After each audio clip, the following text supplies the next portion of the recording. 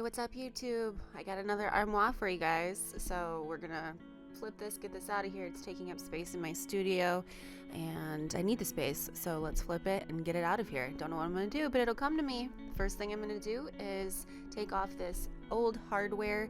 It's this old brassy bat-winged Chippendale hardware. I don't like them. You can reuse them. I've even painted them and put them back on, but I don't think they add any sort of special character. And with those holes that are left with the hardware, since I'm going to be replacing the hardware, I am going to fill it with Bondo. And Bondo is an all-purpose putty that I love to use. It's used to fill, patch, repair. Super strong stuff, very, very strong smell. VOCs, so open a window or wear a mask. You don't want to be inhaling this stuff, but you take a gob of your putty. It's a 2-part mix. Take a scoop of the putty, put it on a clean surface, and then I think I need a little more. So do a little more, then you're gonna eye it and think about how much hardener you need. The hardener is in this white tube, and the white tube, you're supposed to do a certain amount to the putty. I forgot the ratio. I just eye it. I haven't had any bad luck with it. But with this amount of putty, I'm going to use 3 dots.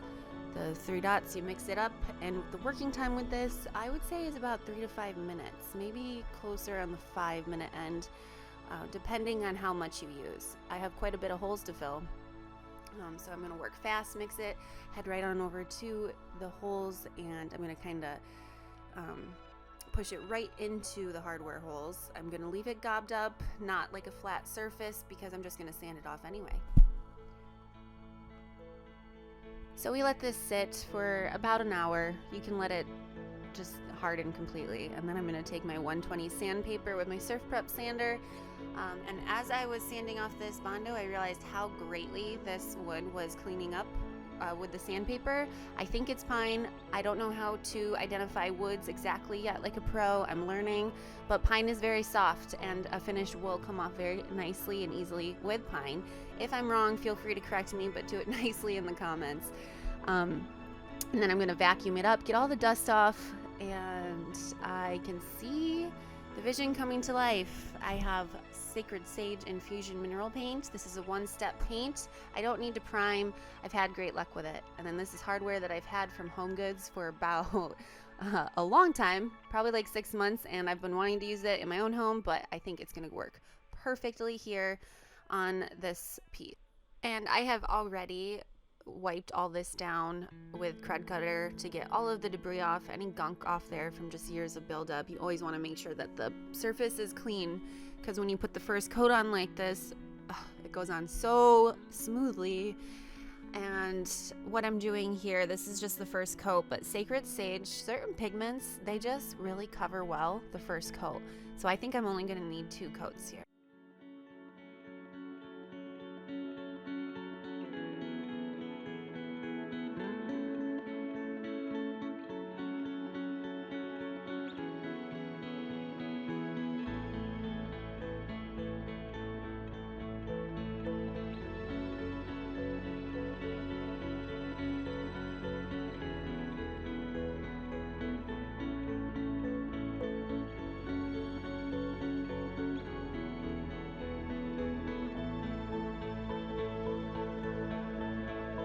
Obviously, I've decided to do an exposed wood finish, and what I'm going to do here is just a bleaching technique. I am going to lighten the wood to a preferred lightness, and it's also going to get rid of the old marks that the Chippendale hardware left. It's going to kind of blend it in a little easier. Probably 3 or 4 coats of the bleach, let it dry. And whenever you do the bleaching technique, you want to make sure you know that you're going to leave it exposed, or that you sanded it down properly, because you don't want to have to sand after you bleach. It's just not going to be pretty. You let that dry. Here goes the second coat.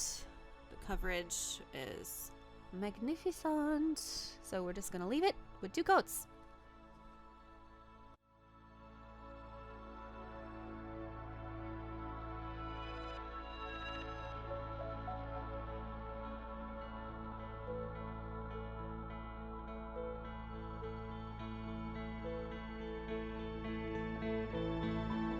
After 3 coats of the bleach, the wood is exactly the desired shade that I wanted, and now I'm edging in with the Sacred Sage color, probably another 2 coats. I'm just edging in around the normal finish that I left. It's going to give it this worn, beachy look. That's the vibe I'm going with. It's to be super relaxing. I did turn around and I realized I forgot to paint the back of the doors, so the best way for me to do that is just screw them back on and paint them as they're hanging. And then I'll do the second coat while they're hanging.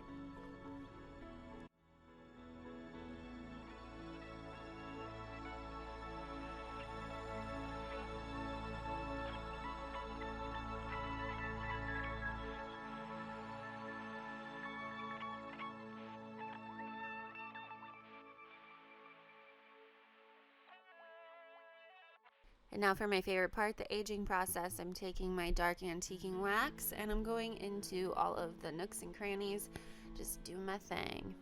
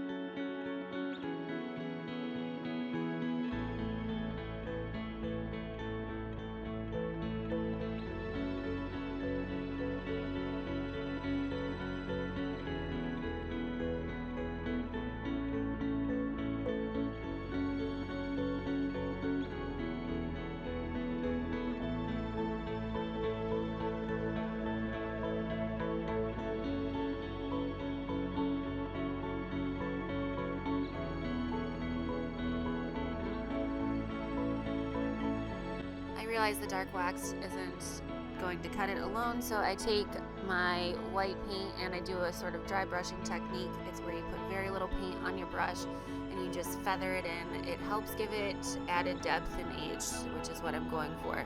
So you can see the white just like makes it pop a little bit more. So it has a little bit of the dark antiquing, and then it also has the white distressed look, which I think adds the beachy vibes that I kind of was feeling. And so the aging's done. Now I'm going to finish it off with my gilding wax. I'm going to use my finger and just put it in on the edges. It's going to give it this metallic sheen. I'm just going to like add a little accent to it, and I go all around with my fingers. Now time for the hardware. I'm going to drill the holes, measure, use my level.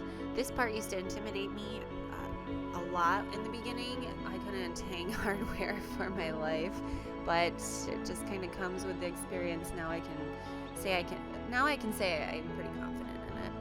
But it is tedious. You want to make sure that one is not higher than the other. They're the same width from the positioning on each drawer, yada yada. So these drawers, 2 drawers on the bottom, are going to have the same large holes.